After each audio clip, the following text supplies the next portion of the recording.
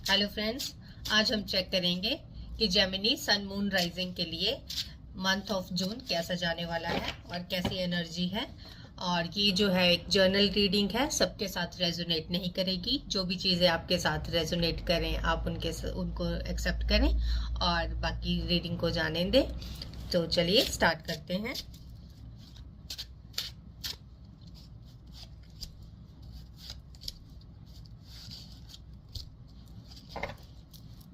Okay, so we have got Knight of Pentacles, Hierophant और Judgment in reverse। तो आप इस मंथ काफ़ी ज़्यादा ग्राउंडिंग एनर्जी में हैं, ठीक है। तो आप चीज़ों को काफ़ी देखभाल करके आगे मूव करेंगे। आप जो है वो जो भी चीज़ें हैं उन सबके साथ अच्छे से न्याय करना चाहते हैं। लाइक जो भी आप डिसीजन ले वो हर किसी के लिए जो हो फेयर डील हो।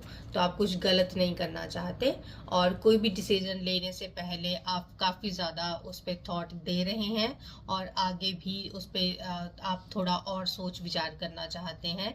और जहाँ पे आप थोड़ा अपने आप को अटका हुआ पा रहे हैं तो हो सकता है आप अपने बड़े बूढ़ों से, अपने मदर फादर से, अपने किसी कलीग से, अपने किसी गुरु से, जिनको आप गुरु मानते हो उनसे जो है वो सलाह इस रिलेटेड मांग सकते हैं इस मंथ में।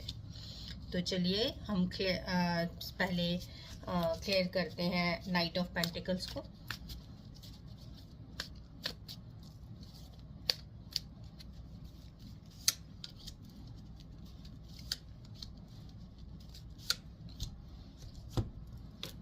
Okay, so we have got Moon, Temperance in reverse and Five of Wands। तो ये जो नाइट ऑफ पेंटिकल्स है, जो आप इस टाइम एक हॉल्ट मूड में हैं और अभी आप एनालाइज कर रहे हैं सिचुएशन को, उससे रिलेटेड ऐसा फील हो रहा है मुझे कि उससे रिलेटेड काफ़ी ज़्यादा फियर्स जो हैं वो आपके मन में है कि अगर ये चीज़ गलत हो गई तो आप काफ़ी ज़्यादा उस चीज़ जो है वो आपके लिए काफ़ी ज़्यादा मायने रखती है। तो आप काफ़ी ज़्यादा डरे हुए हैं कि मैं कोई गलत बात कह दूं या एक स्टेप ले लूं इस तरह से, तो कहीं मुझे बाद में पछतावा तो नहीं होगा। तो ये जो डर है वो काफ़ी ज़्यादा आपको जो है परेशान किए हुए हैं। तो इसलिए जो है वो आप फर्दर मूवमेंट नहीं कर पा रहे हो और अभी रुके हुए हैं। लेकिन लेट मी टेल यू कि आप सही कर रहे हैं जो वेट कर रहे हैं। और हो सकता है कि जो फेयर आप इतना ज़्यादा सोच रहे हैं कि आपको परेशान कर रहे हैं, तो ज़रूरी नहीं है कि वो वैलिड हो। कई बार ऐसा होता है हमारे माइंड में इस तरह से वो चीज़ें बन जाती हैं कि जो रियलिटी में एग्जिस्ट नहीं करती, तो हम छोटी सी चीज़ को काफ़ी ज़्यादा बड़ा कर लेते हैं। तो मेरी एडवाइस आपको यही होगी कि अगर जो भी आप डिसीजन जो है वो आप लेने वाले हैं उसमें आप 2-3 वीक का अगर डिले कर दें, अगर पॉसिबल है तो आपके लिए अच्छा होगा। क्योंकि अभी आप अपनी इमोशंस को है वो अच्छे से बैलेंस नहीं कर पा रहे। तो उसमें आपका इमोशन भी जुड़ा हुआ है, पैशन भी जुड़ा हुआ है। तो आपको ये पता नहीं चल रहा कि मैं वैलिड डिसीजन लूँगा या लूँगी, या इमोशंस के हाथों मैं कहीं गलत डिसीजन ना ले लूँ। और आप काफ़ी ज़्यादा कॉन्फ्लिक्टेड फील कर रहे हैं इस चीज़ पर रिलेटेड, जो कि एक्चुअल में एग्जिस्ट नहीं करते जहाँ तक मुझे लगता है। तो अगर आप इस चीज़ को थोड़ा सा डिले करेंगे तो आपकी फेवर में जाएगा ये। हाइरोफेंट को कर लेते हैं हम।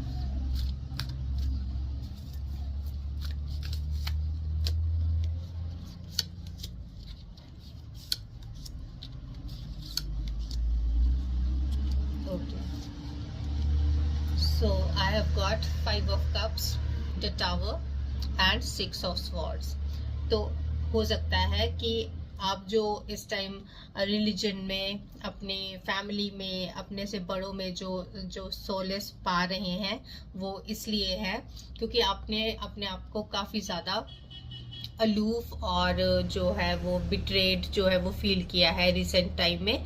आपकी लाइफ में कोई इस तरह की चीज़ हुई है, आपने आप जैसे जिससे आपकी पूरी फाउंडेशन जो है वो बिल्कुल ख़त्म हो गई। जो जिस चीज़ को आप बहुत ज़्यादा सॉलिड ग्राउंड्स के बेस पे समझ रहे थे, तो वो एकदम से क्रम्बल्ड हो गए। तो आपका ट्रस्ट ब्रेक हो सकता है, या किसी ने आपका जो है वो ट्रस्ट ब्रेक किया हो, या किसी भी तरह से आपको काफ़ी बड़ा जो है वो सेटबैक हुआ है या लॉस हुआ हो, आपने किसी लव्ड वन को खो दिया हो, तो आप काफ़ी ज़्यादा अपने आप को दुख में पा रहे हैं, और आप उस चीज़ से अब धीरे धीरे कामर वाटर्स की तरफ जो है वो मूवमेंट ले रहे हैं। और इससे निकलने के लिए आपको काफ़ी ज़्यादा हेल्प की है आपकी फैमिली ने, आपके बड़ों ने, और जिनको भी you are look up to, उन्होंने आपकी हेल्प की है। और आप अपनी मॉरल्स, अपनी जो वैल्यूज़ हैं, अपनी फैमिली से रिलेटेड जो वैल्यूज़ हैं उनमें, और रिलीजन में जो है काफ़ी ज़्यादा आप सॉलेस जो है इस टाइम पा रहे हैं। जजमेंट को क्लियर कर लेते हैं।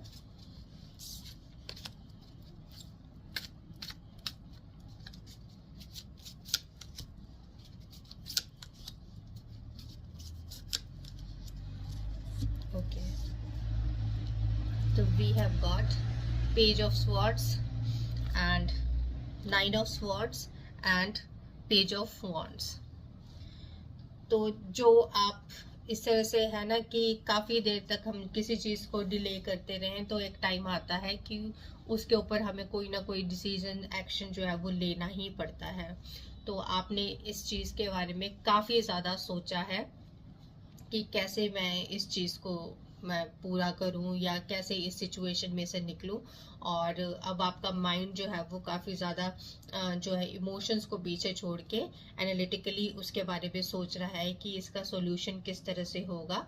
और अब आप एक्शन मोड में हैं, माइंड में आप एक रफ जो है वो मैप बना चुके हैं, और अब आप एक्शन लेंगे उस चीज़ के लिए कि उसको रियलिटी में किस तरह से स्टेप बाय स्टेप आप करें।